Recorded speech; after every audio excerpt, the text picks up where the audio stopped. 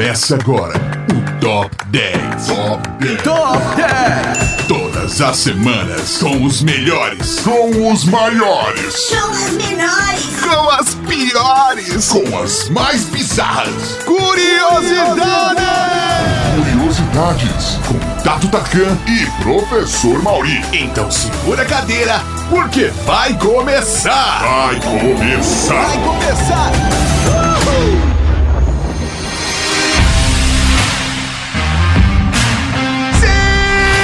Sejam bem-vindos a mais um Top 10. Eu sou o Tato Tarkan e aqui do meu lado o quase finito Professor Mauri.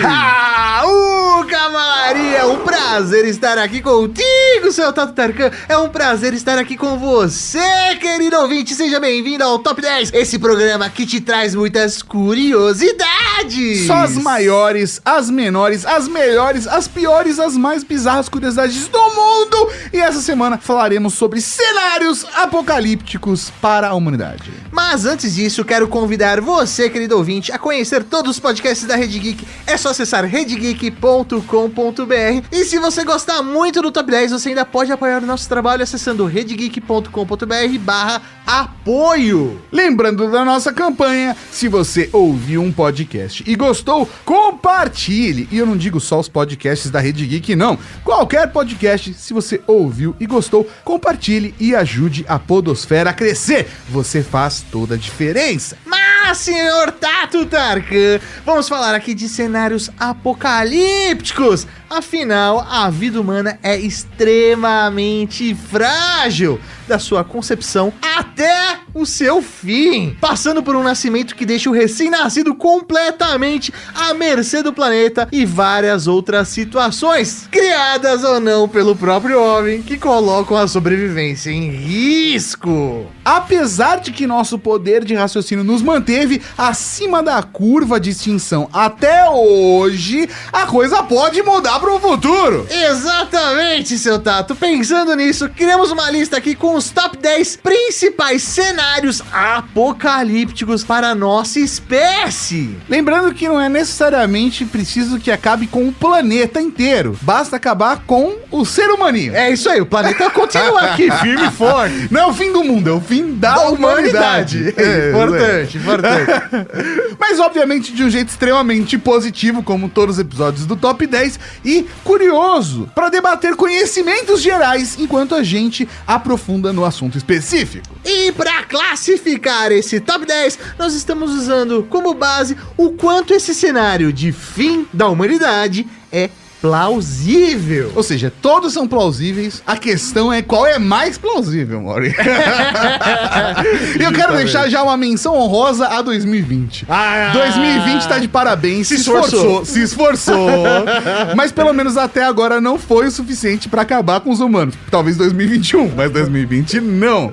Tem a galera pessimista que acha que 2020 é só um aperitivo do que dá por vir, mas o ponto é que nós estamos otimistas. A ciência está sobrevivendo, Tato. E se tudo der certo, todos seremos vacinados o quanto antes e teremos a vacinação de massa, como é que é? Imunidade de massa, a imunidade de rebanho, pra gente tá todo mundo bem daqui a pouquinho. Então faça a sua lista que começou o Top 10.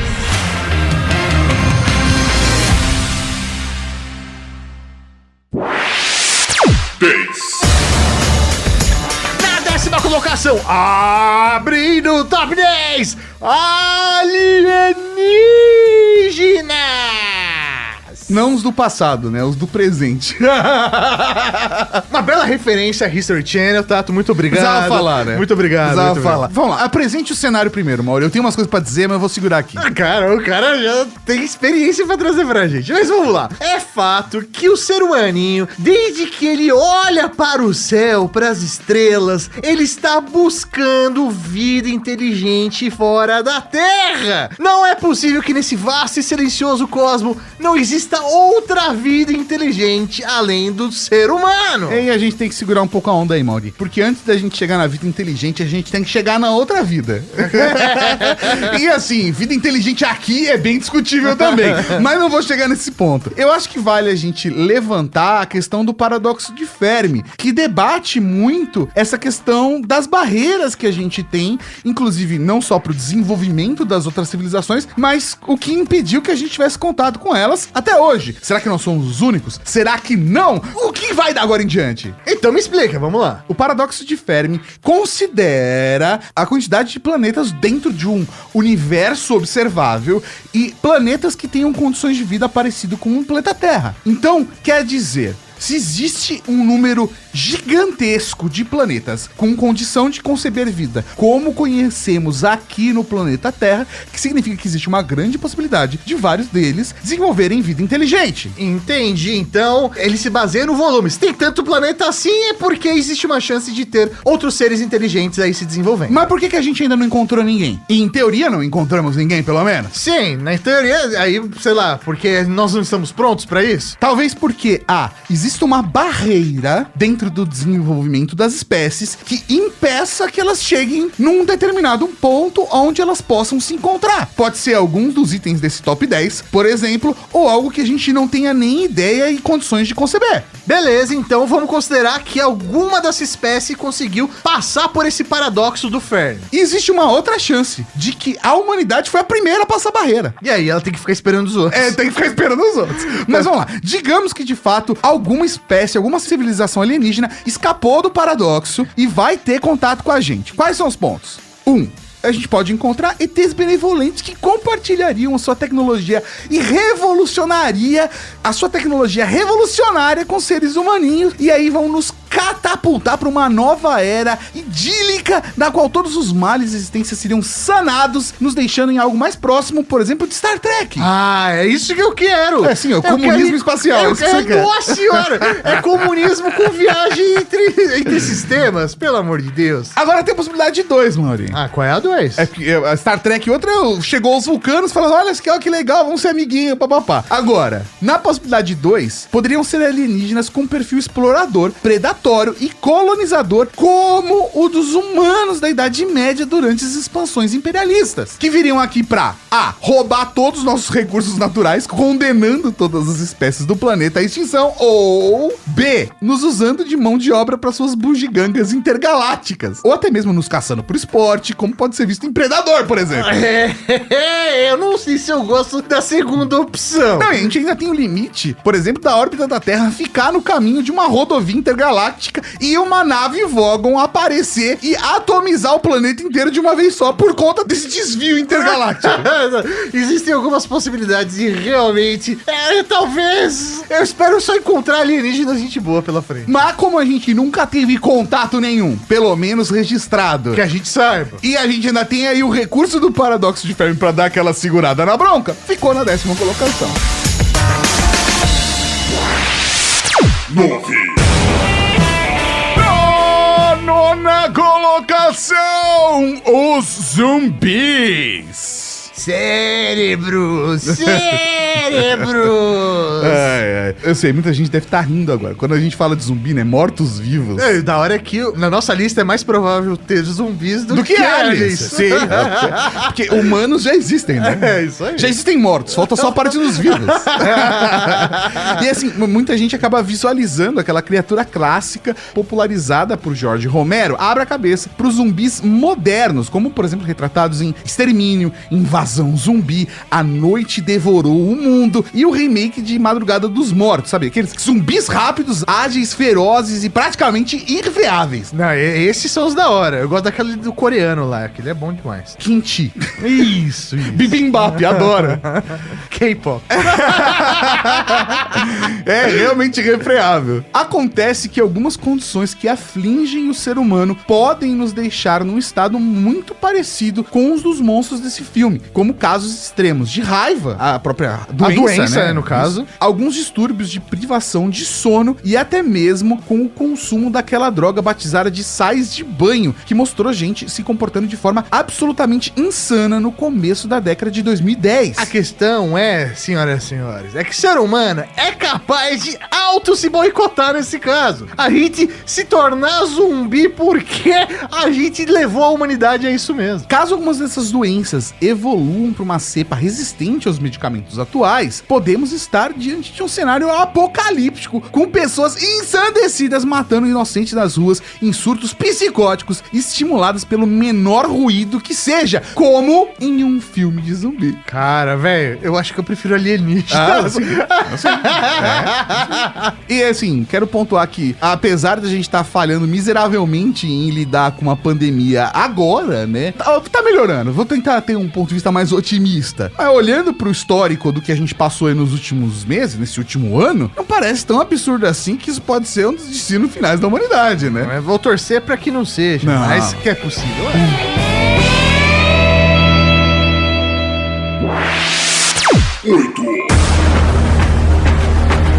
Na oitava colocação, você já estava esperando por essa, o Holocausto Nuclear!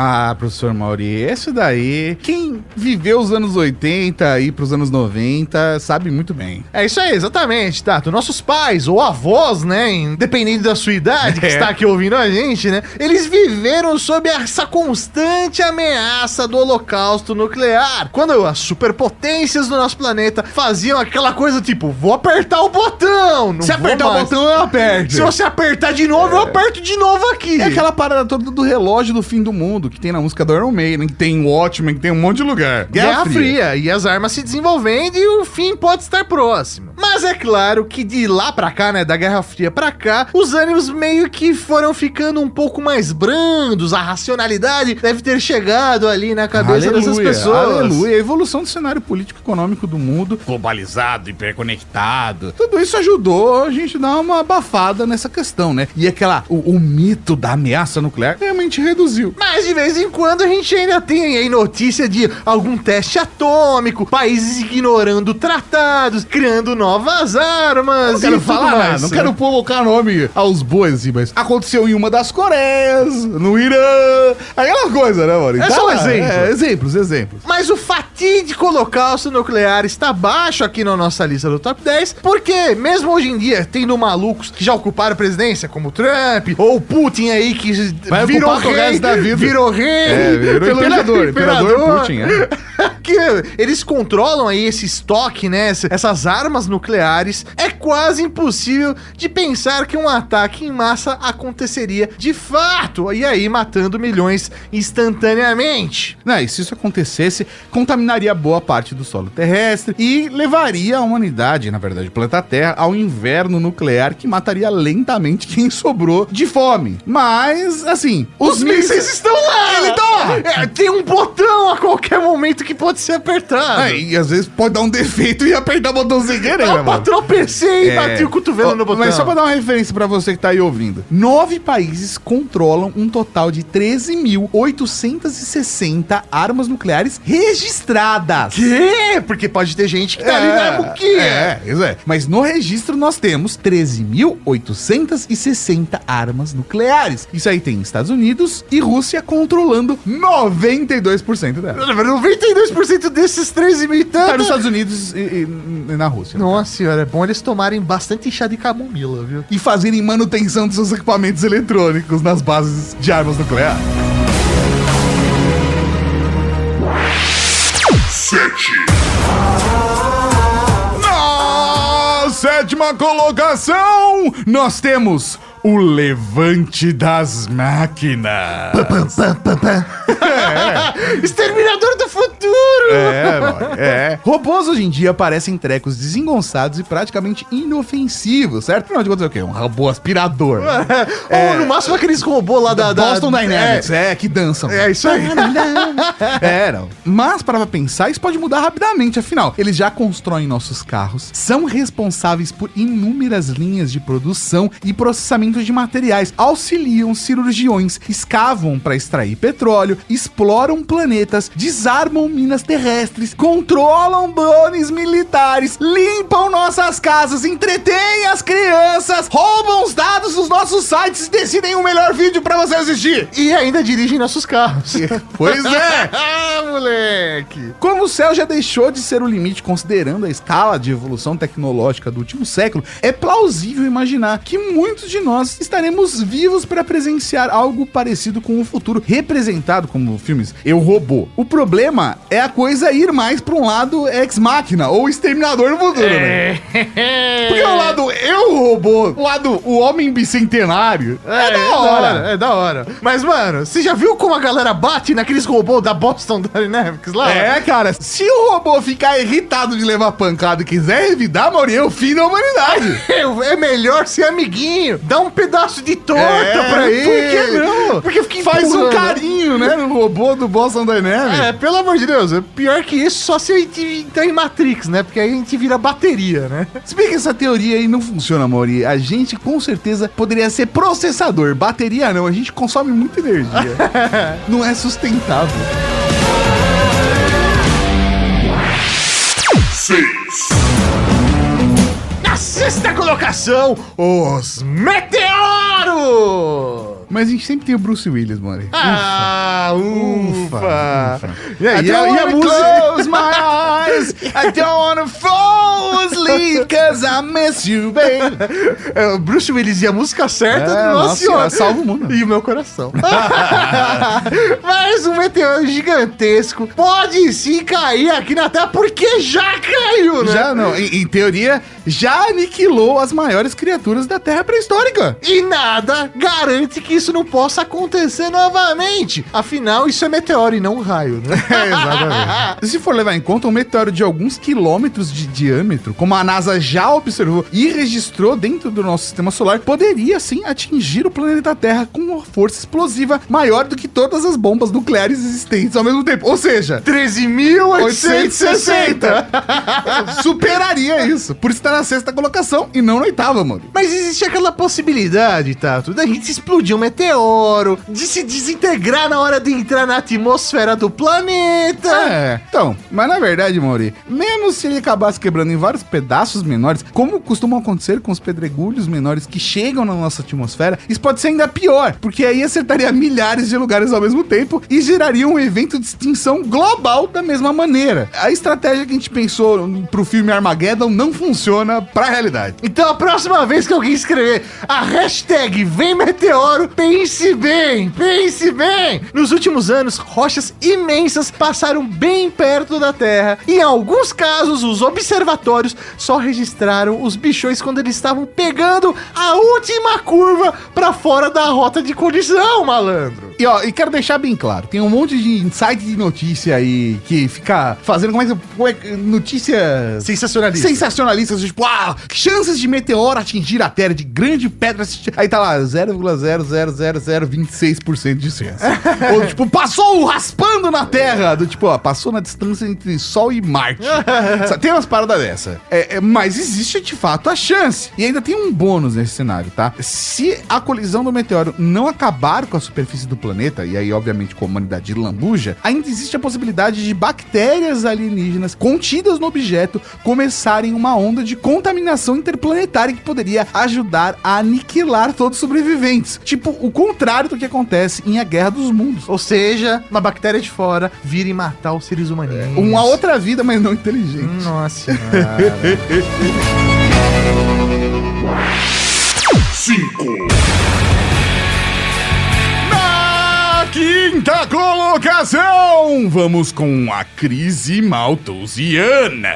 Eu não tenho ideia do que é uma crise malthusiana. Vamos lá. A crise malthusiana é a previsão de um cenário no qual a população humana ultrapassará a produção agrícola do planeta, resultando em uma fome em escala global. Ou seja, a gente vai ter mais ser humaninho do que a condição de conseguir plantar o que os seres humaninhos conseguem conseguem comer. Hoje, ou precisam comer. A galera passando fome é muito mais por uma questão de desigualdade da sociedade, do desequilíbrio de recursos com a galera que precisa dos recursos. Espaço pra plantar a gente tem. Exatamente. Condições de produzir alimentos a gente tem. Na verdade, a gente tem um problema de alimentos sendo desperdiçados todos os dias. A questão aqui que a gente tá falando é diferente, que apesar dos esforços cada vez maiores em verticalizar plantações em áreas superpopulosas e implementar tecnologias que aceleram o cultivo sem destruir o solo, a gente está enfrentando um problemão no que diz respeito à nossa capacidade de produzir comida. E esse problema são as abelhas. Nossa, faz todo sentido, porque as abelhas, elas fazem parte do todo o processo aí de polinização, rapaz. Segundo pesquisas recentes, existem cerca de 100 trilhões de abelhas no mundo. Parece bastante. Então, só parece, porque as abelhas estão desaparecendo com uma velocidade alarmante e elas são uma ferramenta indispensável para a polinização de vários tipos de frutas e legumes que a gente consome às toneladas todos os dias. Coisas básicas como trigo, por exemplo, não vão precisar mesmo dos pequeninos insetos para se espalhar, mas não dá para viver só de pão e cerveja. Por mais que você queira. Por mais que a gente queira. Fora que as mudanças climáticas que estamos acelerando por conta do uso de combustível fóssil, por exemplo, podem colocar até mesmo esse tipo de planta em risco de extinção, levando a humanidade a um cataclisma alimentar. Véi, isso é pesado. 4. Na quarta colocação, um dos meus prediletos, os vulcões. Que caracteriza como predileto? O fim da humanidade predileto do Maurício é o vulcão. Não, é um dos. Tá no meu top 10. Eu não vou nem falar nada sobre essa piada. Mas você tá falando o quê? Que é bonito de ver? Qual que é o ponto? Não, fora o show de beleza dos fogos de artifício e tudo mais. Imagina você parar numa posição bonita e deixar ali a lava te fazer um monumento pras próximas gerações. É isso aí, pô, pelo amor de Deus. O Vesúvio moderno. É isso aí. Tudo bem que esse é o seu favorito, Maurício.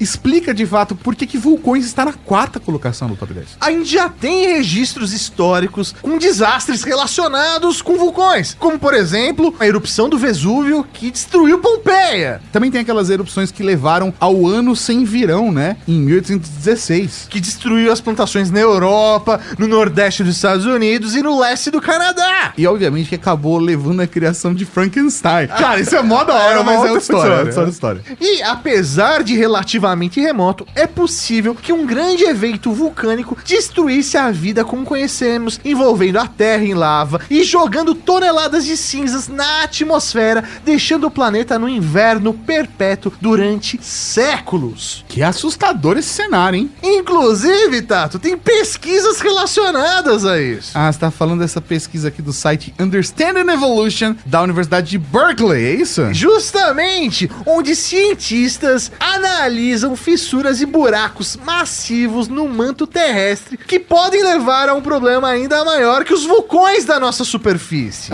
Se um evento vulcânico global acontecer, esses espaços podem afetar áreas colossais da Terra, cobrindo tudo de lava, enquanto os picos de montanhas explodem com uma força indescritível. Pior tipo de acne possível que a Terra poder... seria a puberdade do planeta Terra. É tipo isso aí. Cada montanha é como se fosse uma espinha explodindo e acabando com a alegria das pessoas. E nós, no caso, seríamos os cravos, porque as espinhas seriam os vulcões. Por aí.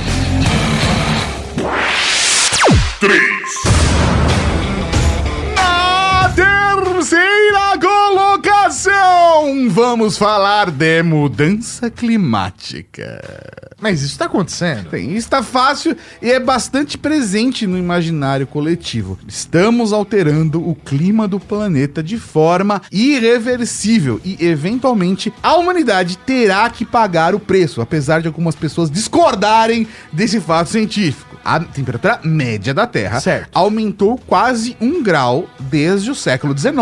Pô, cara, é complicado. Parece pouco, mas não é não. Mas a maior parte desse aquecimento aconteceu nos últimos 35 anos. Ou seja, véi, ai meu Deus do céu. E essa diferença de 1 grauzinho Celsius já é responsável por tempestades maiores, furacões gigantescos, incêndios descontrolados. Você já ouviu algo parecido assim acontecendo nos últimos tempos, Mori? Secas devastadoras e que já está acabando com a fauna nativa dos lugares mais frios do planeta. Ô, mano, pelo amor de Deus, humanidade, não faz isso comigo. Além disso, se a tendência continuar, teremos um aumento de 65 metros do nível do mar, o que transformaria uma boa parte das cidades costeiras do mundo numa homenagem à Atlântida. O bom agora é eu fazer um investimento aqui no meu terreno, porque aí ele vai virar praiano. Exatamente, olha.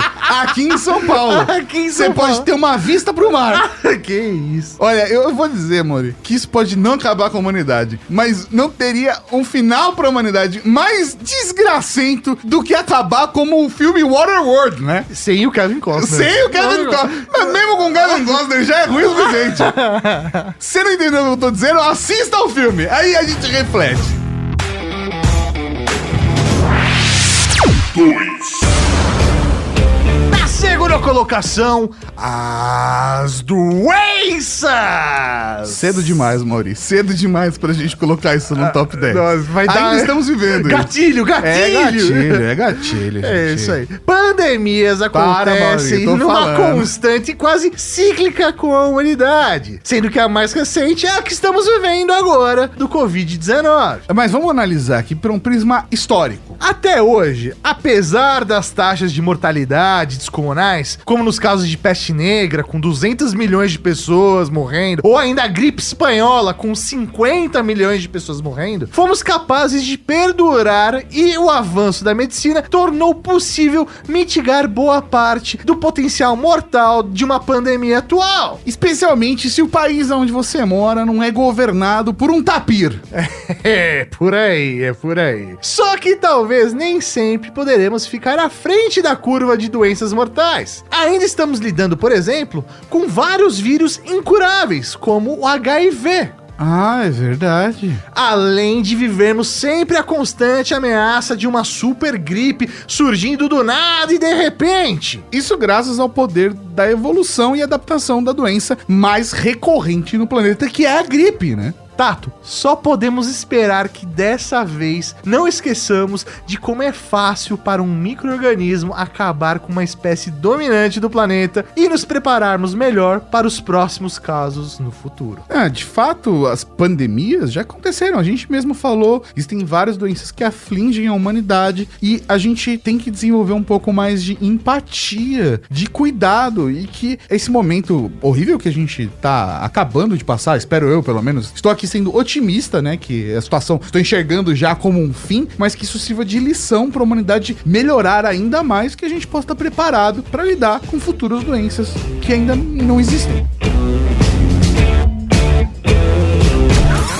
Recapitulando.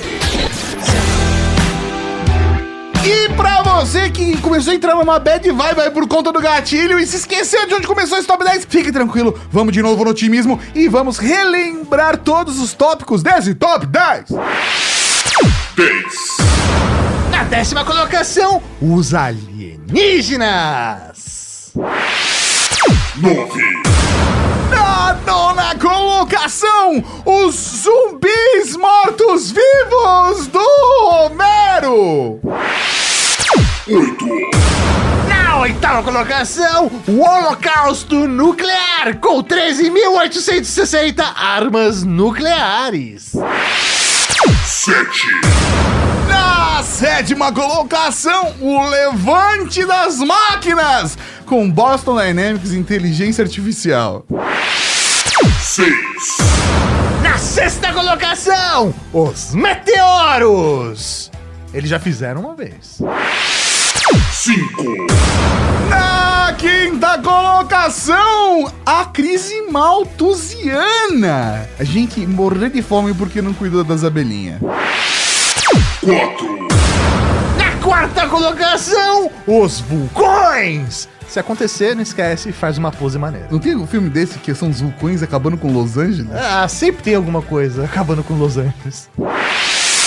3. Na terceira colocação, tem gente que duvida, mas estamos falando da mudança climática. A ciência não mente. Estão corrigindo hoje em dia, porque é crise climática. Pra deixar claro que é uma crise. 2. Na segunda colocação, as doenças. Esse não tem nem como duvidar. Tem gente que duvida, Mori. Na primeira colocação desse top 10, vamos com a entropia. Entropia? Vamos supor que a humanidade conseguiu superar a sua própria natureza e desenvolveu formas limpas de energia a tempo de refrear as mudanças climáticas e se espalhou pela galáxia para fugir do Sol, engolindo a Terra daqui a 5 bilhões de anos. Isso vai acontecer. A gente Venceu vulcão, meteoro, meteorito, doença, Zumbi, robô. E em 5 bilhões de anos, os seres humaninhos estão espalhados por todas as galáxias. E a gente ainda não entrou em nenhuma guerra com outra civilização. Exatamente. Cara, passou reto todas as tretas com alienígenas. Ou nós Perfeição. somos os primeiros de todos, né? A gente que tá lá, tipo, Ensinando a galera. desenhando em plantação de milho, essas paradas todas.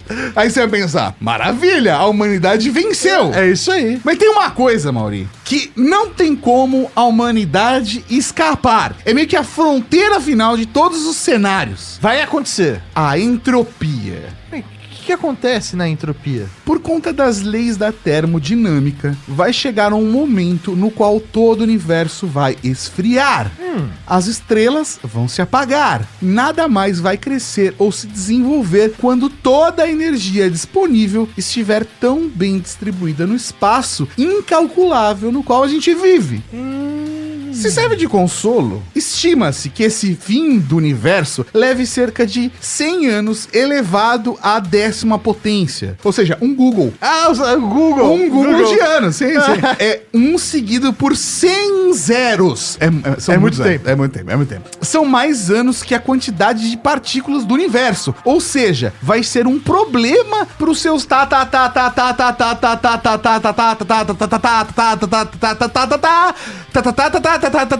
pula um pouquinho, netos. Esse é um problema que eu vou deixar pra depois. Não, deixa pra geração futura resolver. Se tudo der certo, a entropia tá de boa. Tá de boa.